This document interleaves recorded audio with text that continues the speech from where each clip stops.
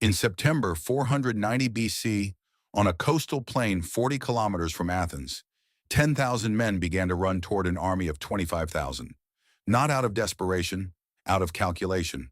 The general Miltiades had realized that morning something no Persian commander had anticipated.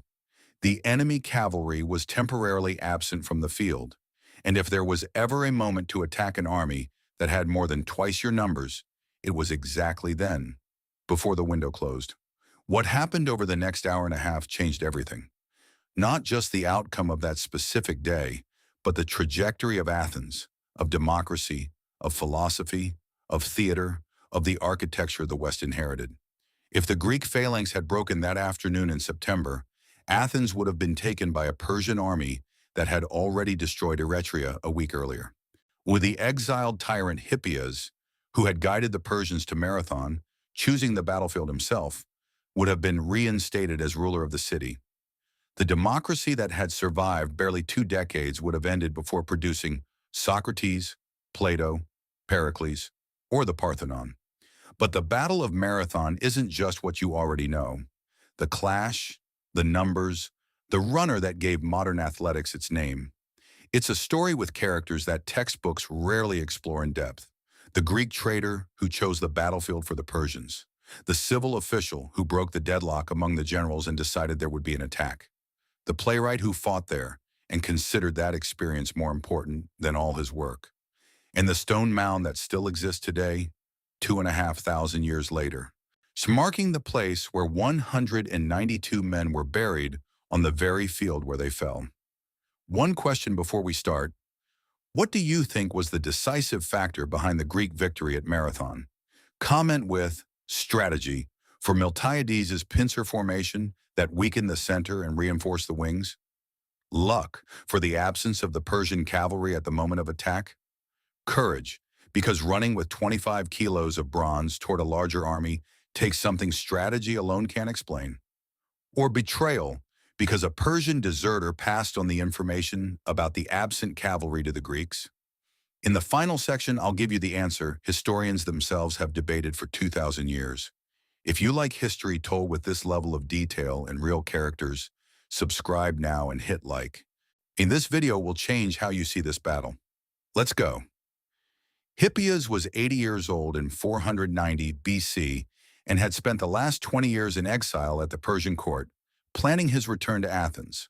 The son of Pisistratus, the tyrant who had ruled Athens with relative efficiency in the 6th century, Hippias had been expelled from the city in 510 BC when the population turned against his increasingly arbitrary rule.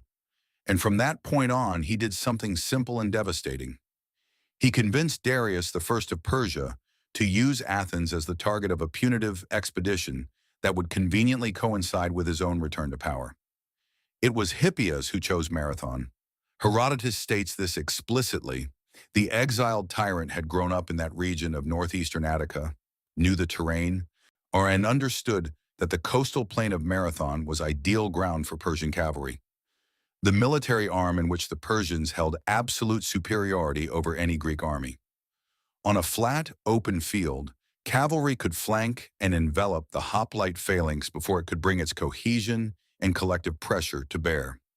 Marathon was, in Hippias' mind, the perfect place for the battle that would restore his power. There's a detail in Herodotus' account of Hippias on that day that is both mundane and unsettling. On the morning of the battle, the old tyrant sneezed so violently that a tooth fell out of his mouth. He spent some time searching for it in the sand, couldn't find it, and took it as a sign that his connection to that land had come to an end, that the tooth would be the only part of him to remain at Marathon. It may be a literary anecdote or a real observation. What is certain is that Hippias, who had spent 2 decades planning that day, never returned to Athens.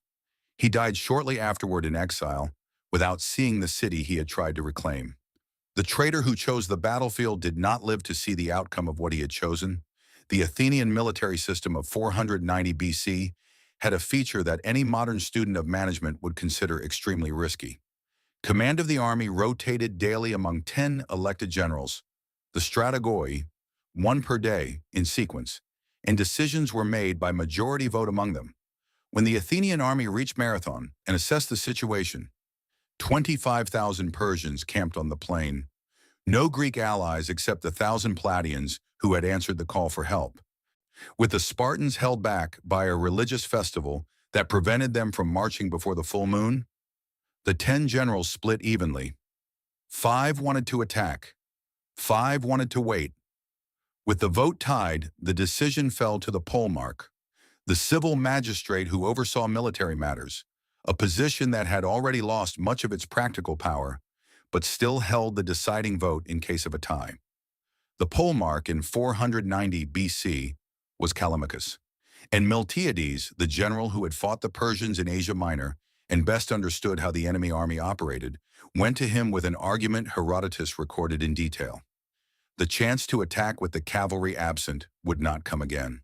To wait was to let time work for the Persians, who could receive reinforcements, maneuver into a better position, or simply re-embark and strike Athens directly by sea.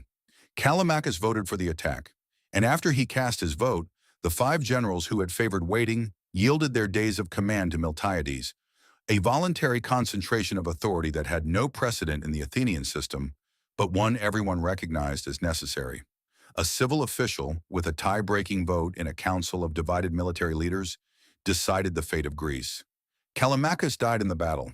Herodotus records his fall in combat. His name was preserved in an epigram Simonides wrote for the Soros, the burial mound of the fallen Athenians. It was the price of the vote that changed everything. The distance between the Greek and Persian lines at the moment of the attack was roughly 1.5 miles, a little over 2 kilometers.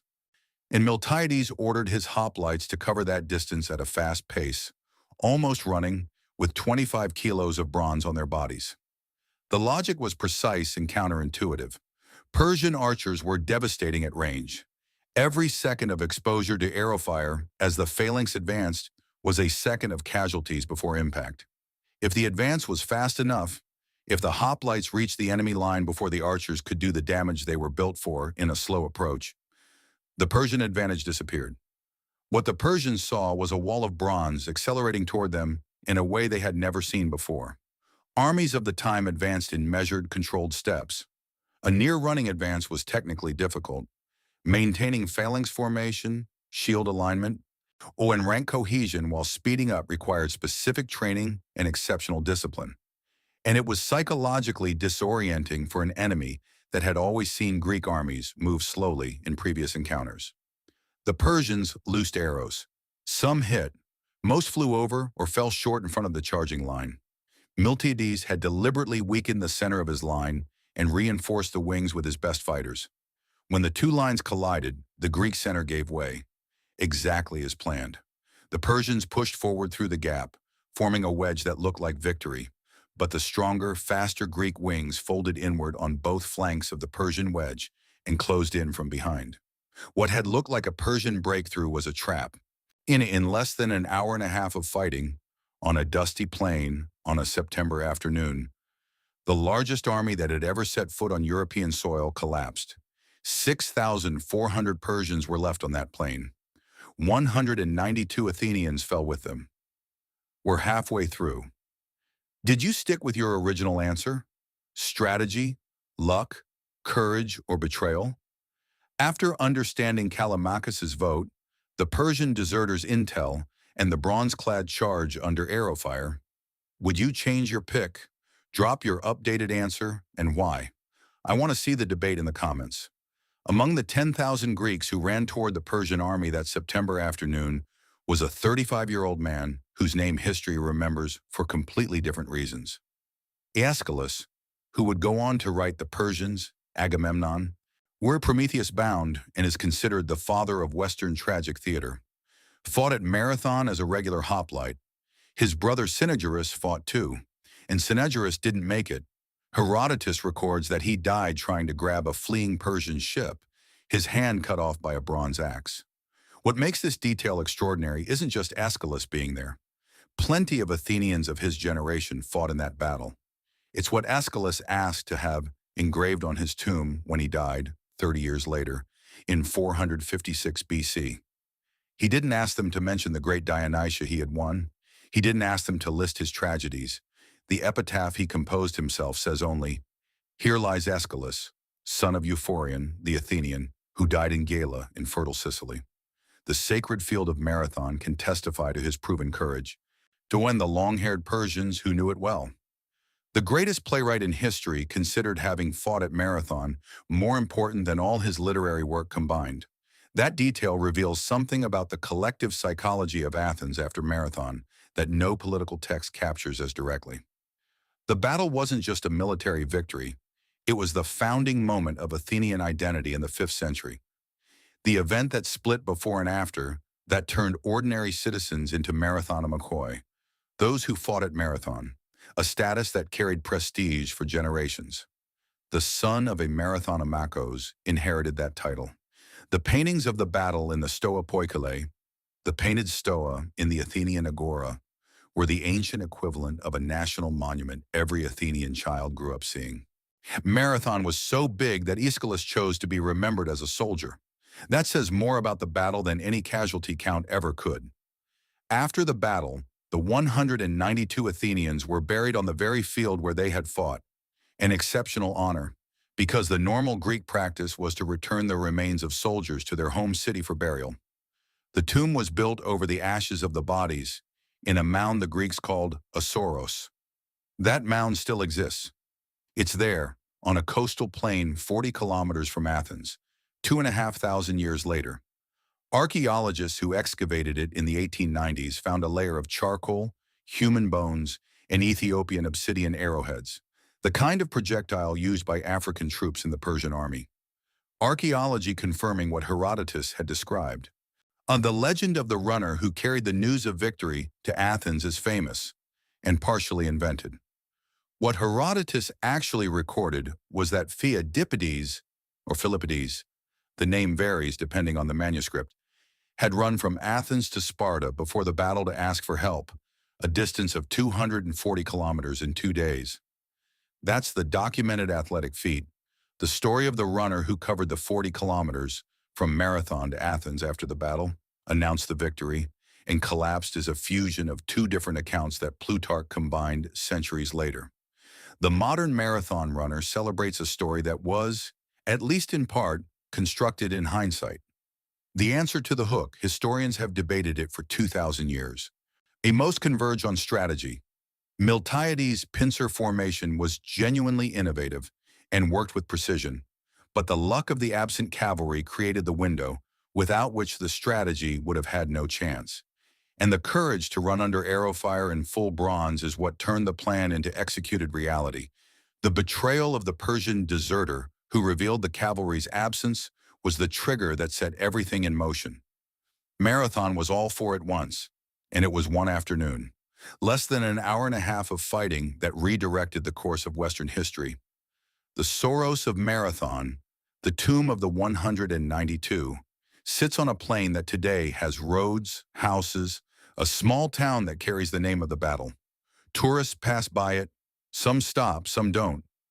It's a grass-covered mound with a plaque explaining what it is and a stone path circling its base.